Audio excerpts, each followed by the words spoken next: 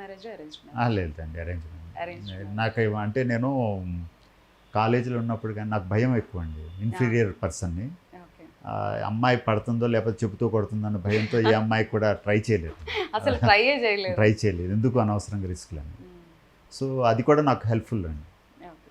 అంటే ఒక ఆడవాళ్ళ మీద గౌరవం, పిల్లల్ని ఏ విధంగా పెంచాలి, ఇవన్నీ కూడా ప్రాక్టికల్గా నేను ఒక్కొక్కసారి లొకేషన్లో కొన్ని ఇన్సిడెంట్స్కి ఆడపిల్లల్ని కానీ ఇబ్బందికరంగా ఏమైనా ఉన్నాయనుకోండి, ఉందనుకోండి, నేను అక్కడ వాళ్ళకి సపోర్టివ్గా వెళ్తాను. సో అది ప్రొటెక్ట్ చేయాలి కదండి ఒక తోటి మనిషిగా. ఎప్పుడైనా చూసారా సెట్లో? అట్లా సెట్లో చూశాను, కానీ అది ప్రొటెక్ట్ చేశాను. మిస్బిహేవ్ చేస్తున్నా కానీ నేను చేస్తున్నా, నేను ఊరుకున్నాను. నేను ఉన్నానంటే కొంచెం దడుస్తారు కొంతమంది. ఎక్కువగా ఎలాంటి సినిమాలో చూస్తుంటారు? అంటే చిన్న సినిమాల్లో, పెద్ద?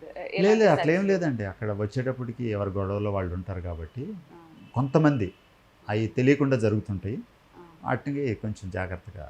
సో అదృష్టం, కెరియర్ ఇవన్నీ పక్కన పెట్టేస్తే ఒక సక్సెస్ఫుల్ రిలేషన్ ఉండటం అనేది కూడా ఒక అదృష్టం. మెయిన్ అండి, ప్రతి ఒక్కరికి కావాల్సింది అదేనండి. ఈవెన్ మా అబ్బాయి కానీ మా డాటర్ కానీ వీళ్ళంతా వెరీ ఫ్యామిలీ మ్యాన్ అండి. 100% ఫ్యామిలీ పరంగా వెల్ సాటిస్ఫైడ్ పర్సన్.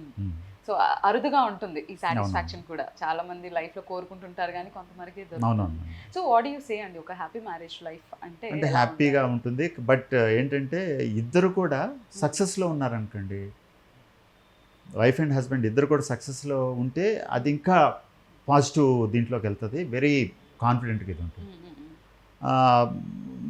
సపోజ్ నాది నో గ్యారంటీ, వస్తే 4 నెలలు కంటిన్యూగా వస్తాయి, లేదంటే అసలు ఉండకపోవచ్చు.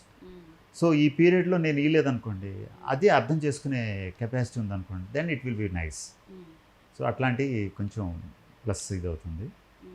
మిగిలిన అన్నీ ఏదో ఒకటేంటంటే నా ఉద్దేశం ప్రకారం ఎవరైనా కానీ రెగ్యులర్ ఇన్కమ్ మంత్లీ, ఇప్పుడు ఓన్లీ ఫిలిమ్స్ మీద కానీ సీరియల్స్ మీద డిపెండ్ అవ్వకుండా వాళ్ళ రెగ్యులర్ ఇన్కమ్ వచ్చే ఏర్పాట్లు చేసుకుని దెన్ ఇప్పుడు ఈ సీరియల్స్లో వీటిలో ట్రై చేస్తే it will be very nice అండి ప్రతి ఒక్కరికి. కానీ కొంతమందికి అట్లా అవకాశం ఉంది. అందుకే ఈ రోజుల్లో చాలామంది సాఫ్ట్వేర్ లేకపోతే చిన్న బిజినెస్ పెట్టుకోవటం ఇట్లాంటివి చేస్తున్నారు.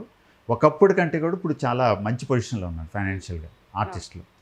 అండ్ సినీ ఫీల్డ్ మొత్తంలో, సినీ ఫీల్డ్ కానీ సీరియల్స్లో కానీ సపోజ్ నాలాంటి వాళ్ళు ఉన్నారనుకోండి, లేదా వేరే ఆర్టిస్టులు వాళ్ళ పిల్లల్ని బాగా చదివిస్తున్నారు. చాలామంది పిల్లల్ని తీసుకురావట్లే.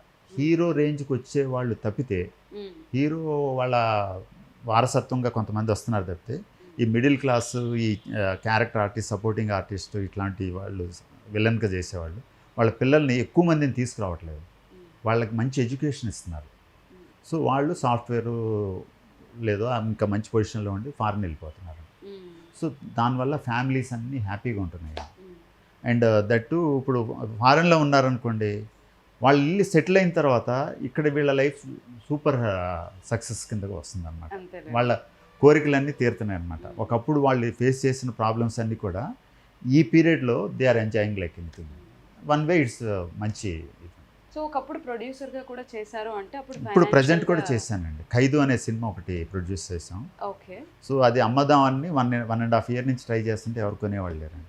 థియేటర్ రిలీజ్ చేస్తే డబ్బులు అయిపోతాయి. అసలు ఎవరు హిందీ వాళ్ళు రావట్లేదు, ఓటీటీకి తీసుకోరు. ఇక్కడ కూడా చాలా ఛానల్స్లో కూడా అది కొన్ని రకాలుగా వెళ్ళాలి. లేదు మనం పెట్టింది రావాలి, పెట్టుబడి మనం ఏదో ఒకటి ఫుల్ఫిల్ చేసుకోవాలని అంటే మన వీక్నెస్ని ఎక్స్ప్లాయిట్ చేసేసి, సపోజ్ ఒక 50 లక్షలు, 1 కోటి రూపాయలు అయిందనుకోండి, అది చివరికి 5-6 లక్షలకే అమ్మాల్సి వస్తుంది. ఈ 45 లక్షలు వేస్ట్ అయిపోతుంది.